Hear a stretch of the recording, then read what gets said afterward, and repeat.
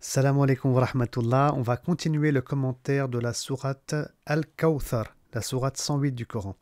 Et aujourd'hui, on va s'intéresser justement au mot Kawthar. Qu'est-ce que signifie ce mot? On va essayer de le comprendre, de l'expliquer et surtout rester jusqu'à la fin de la vidéo car on va aussi tirer des enseignements spirituels et contemporains, bien entendu. Alors, le mot Kawthar, qu'est-ce qu'il signifie? Allah subhanahu wa ta'ala dit dans le verset 1, comme vous pouvez le lire ici, Inna a'tayna kal kawsar. Dieu dit en vérité, nous t'avons comblé de faveurs. C'est la traduction de Mohammed Chiadmi ici. Le mot kawsar, il a plusieurs sens. C'est un mot qui a suscité des débats. Alors, il a, par exemple, on dit, Ibn Kassir, d'ailleurs, l'exégète, insiste beaucoup dessus, selon des textes qui nous ont été rapportés, c'est le nom d'une rivière qu'il y aurait au paradis. Et d'ailleurs, on a même des descriptions qui sont données de cette rivière qui s'appelle Al-Kawthar. Mais ce serait complètement faux de penser que c'est l'unique sens possible et probable ici. Il y a d'autres sens qui ont été avancés. Par exemple, l'imam Mujahid a dit que Al-Kawthar donc vient du mot Al-Kathra, c'est-à-dire le fait qu'il y ait beaucoup, Al-Kathir qui veut dire beaucoup. Donc Mujahid dit que c'est la profusion de biens dans cette dunya et dans la vie dernière. Quant à Ikrima, ce sont des grands exégètes du début de l'islam, il dit, ce que Dieu a donné ici en abondance à son messager, c'est la prophétie, le Coran, la rétribution, donc énormément de choses. Alors donc pour récapituler, on va retourner au tafsir de l'imam Az-Zuhayli dans Tafsir al-Munir qui nous fait un petit résumé en disant que au-delà du fait que Allah a donné cette rivière spécifique qui s'appelle Al-Kawthar dans l'au-delà à son bien-aimé Mohammed sallallahu alayhi wa sallam, il lui a donné plein de choses. Donc c'est ça l'abondance. Qu'est-ce qu'il lui a donné Allah? Il lui a donné par exemple le savoir. Oui, le savoir. Il connaît Allah maintenant, Mohammed sallallahu alayhi wa sallam. Avant l'âge de 40 ans, avant le début de la prophétie, il ne connaissait pas Dieu. Il ne connaissait pas Dieu. Donc il avait une idée, mais il ne connaissait pas ses noms, il ne connaissait pas ses attributs, il n'avait pas une connaissance précise. Allah lui a donné un savoir. Et le savoir, c'est quelque chose d'énorme, c'est quelque chose d'extrêmement noble. Vous remarquerez ici, dans le verset, Allah dit « Inna a'taynaka ». Donc celui qui donne, c'est Allah. Juste pour la précision. Donc c'est lui qui donne. C'est-à-dire que c'est pas toi qui m'écoutes aujourd'hui, c'est pas grâce à tes efforts, parce que tu as appris ta religion, et là on parlait du savoir, que tu as acquéri du savoir. Non, Allah t'a donné la chance de faire ces efforts. Allah t'a bien guidé, il t'a facilité et tu as reçu un savoir. Ça vient d'Allah subhanahu wa ta'ala. Et donc là, il faut faire très attention. Parce que l'être humain, souvent, il pense que le bien qui le touche, ça vient de ses efforts. Alors que non, ça vient d'Allah subhanahu wa ta'ala. C'est clairement souligné ici. Inna artainaka, celui qui donne, l'acteur c'est Dieu. Et puis aussi, juste une remarque, on me pose souvent la question, inna, c'est-à-dire nous t'avons. Bon, pourquoi nous? Dieu, il est unique. Oui, c'est assez clair qu'il est unique. C'est un principe fondamental de la religion, que Allah, il est unique. Le monothéisme, bien sûr, c'est un point, c'est le fondement même de l'islam. Donc ici, c'est juste une formule linguistique qui met en honneur Allah subhanahu wa ta'ala, qui est le plus grand, et donc on utilise, on va dire, le pluriel ici. Donc c'est une marque de respect pour la grandeur d'Allah subhanahu wa ta'ala. Donc on t'a donné, Ya Muhammad al-Kawthar, beaucoup de choses, en abondance, plein de faveurs, dont le savoir, plus aussi donc le statut que tu as dans ce bas monde, et le statut que tu auras dans l'au-delà. Donc qu'est-ce qu'on entend par là? Ça, c'est des faveurs. C'est-à-dire que déjà, ici, c'est un messager de Dieu. C'est quelqu'un qui va être aimé. C'est quelqu'un qui va être obéi. Aimé, je veux dire, le prophète sallam, il le dit lui-même. Celui qui, la foi du croyant ne sera pas complète tant qu'il n'aimera pas Dieu et son messager plus que tout. Oui. Et donc ça, c'est une faveur qui est donnée à Mohammed sallallahu alayhi wa sallam. D'ailleurs, le fait qu'on dise sallallahu alayhi wa sallam, que la paix et la bénédiction de Dieu soient sur lui, c'est une faveur aussi qui lui est faite.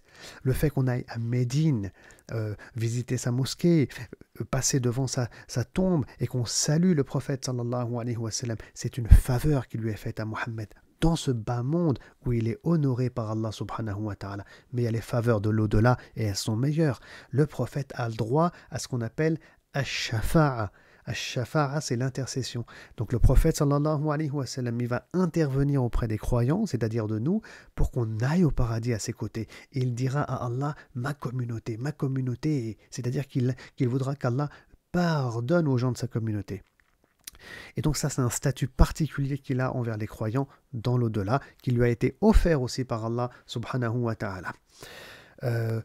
Donc parmi les faveurs aussi qu'il a reçues, on a le fait que le jugement de Dieu ne débutera pas tant que le prophète sallallahu alayhi wa sallam ne se sera pas prosterné. Allah lui dira, lève ta tête, demande et tu auras, etc. Le hadith, il est connu. Et là, il parlera à son Seigneur, hein, et il demandera le pardon pour sa communauté. Et c'est ainsi que le jugement dernier va commencer dans l'au-delà. Et donc, il y a beaucoup de faveurs. Parmi les faveurs aussi que le prophète sallallahu alayhi wa sallam a reçues, eh ben, c'est le Coran. Le Coran qui est une guidée pour l'humanité. C'est aussi la prophétie, car Allah, il l'a élu, il l'a choisi lui pour être un prophète. Hein, il n'a pas choisi moi ni toi, mais lui, Mohammed sallallahu alayhi wa sallam. Il y a aussi le voyage nocturne. Ce voyage qu'il a fait, le prophète sallallahu alayhi wa sallam, de la Mecque. Il y en a plein, vous avez vu, de la Mecque jusqu'à Al-Aqsa. Hein, qui est à Al-Quds, qui est aujourd'hui Jérusalem. Et ensuite, il y a eu l'ascension. Il a vu le paradis, il a vu l'enfer, il a parlé à Dieu. Tout ça, ce sont des faveurs, des immenses faveurs. Allah lui a donné en abondance. Et donc, qu'est-ce qu'il doit faire? Il doit prier maintenant son Seigneur et il doit sacrifier des bêtes et donner du coup en aumône la viande émanant de ces bêtes, c'est-à-dire nourrir les pauvres. Donc il y a quelque chose qui est attendu en retour de ces faveurs. Hein. Une relation à Dieu d'adoration qui est verticale à travers la prière et une relation noble envers les créatures de Dieu qui est une relation horizontale. C'est ça qu'on doit faire en échange. Et là, j'ai envie de dire, mais toi qui m'écoutes ici, est-ce que Dieu il t'a donné des faveurs? Et bien sûr, peut-être que parmi les faveurs d'Allah envers toi, c'est qu'il a fait de toi quelqu'un de riche, qui a de l'argent. Et donc partage toi aussi, nourris les plus démunis et les plus pauvres. Peut-être qu'il a fait de toi quelqu'un de très intelligent, quelqu'un qui a du savoir. Alors partage ce savoir. On peut, en fait, à chacun, Allah a donné quelque chose. Hein, il a donné à nous de nous connaître, à nous de chercher ce qui va nous distinguer des autres. Quelle est notre particularité? Quel est ce don d'Allah? Et une fois que tu as compris, il y a deux choses à faire. D'accord? Deux choses à faire pour remercier Allah. Ben oui, parce que si Allah t'a donné des bienfaits, tu dois le remercier. Deux choses. On le loue tout d'abord en disant Alhamdulillah.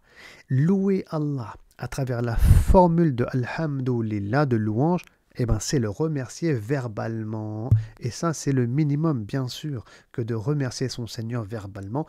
Et puis ensuite, il y a les actes en partageant, comme je l'ai dit ici, et en adorant Allah. Fasalli, prie, adore Allah, wanhar, et partage. Et bien, regardez dans ce verset, Allah, il met pas en avant le fait de le remercier verbalement en disant Alhamdulillah, mais il met en avant les actes, car c'est le plus important. Car c'est le plus important. Et nous, Allah, il nous a, subhanallah, comblé de tellement de bienfaits. Tellement de bienfaits, comment on vit bien, on a notre petit appartement, hein, on a de la nourriture, on a plein de choses, plein de khair, plein de biens. Mais est-ce qu'on est dans l'action? Si on ne l'est pas, c'est extrêmement grave aux yeux d'Allah. C'est quelque part, montrer à Dieu que je n'ai pas besoin de toi. C'est ça le message que tu envoies. Je n'ai pas besoin de toi. C'est grâce à moi que j'ai tout ça. Et ça, c'est un message extrêmement négatif que tu envoies à Allah subhanahu wa ta'ala. Et donc là, bien sûr, il faut être attentif. Les faveurs de Dieu, il y en a beaucoup. Et pour terminer, je vais m'arrêter ici sur un hadith du prophète sallallahu alayhi wa sallam. Parce que des fois, on ne voit pas les faveurs d'Allah envers nous. On ne voit pas les faveurs d'Allah envers nous. On est trop souvent, subhanallah, on est en train de se plaindre. Et le prophète sallallahu alayhi wa sallam, il dit que celui qui veut voir les faveurs de Dieu envers lui, les bienfaits d'Allah envers lui, alors qu'il regarde ceux qui sont en dessous de lui, ceux qui sont en dessous de lui, les plus démunis, les plus faibles, les orphelins, ceux qui n'ont rien à manger, les réfugiés, ceux qui souffrent dans ce bas monde. Quand tu vas les observer, ben là tu pourras, si Allah te guide, voir les bienfaits d'Allah envers toi. Et c'est là que tu vas le remercier, c'est là que tu vas partager. Mais si tu regardes les plus puissants de ce monde et le plus riches, et que tu te compares à eux, bien entendu, et là c'est moi qui ajoute cet élément, ce n'est plus le hadith, ben là tu vas être dans la convoitise sûrement. Et ça, c'est pas bon du tout, et tu vas jamais voir tous les bienfaits d'Allah qui te touchent.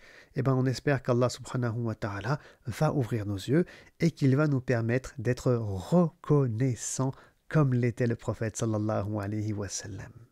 Lui, il avait reçu tellement de bienfaits. Al-Kawthar, le mot Kawthar, il est parfait pour lui, sallallahu alayhi wa sallam, qu'Allah a exigé de lui qu'il prie une partie de la nuit. C'était un acte obligatoire pour le prophète Mohammed, sallallahu alayhi wa sallam, du fait de son statut.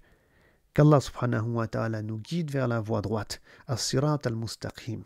Et n'hésitez pas, je terminais à partager cette vidéo et à faire connaître cette chaîne où on aura l'occasion de voir plusieurs sourates et plusieurs versets du Coran. Je vous remercie pour votre écoute et je vous dis à très bientôt. Wassalamu alaikum wa rahmatullahi wa barakatuh.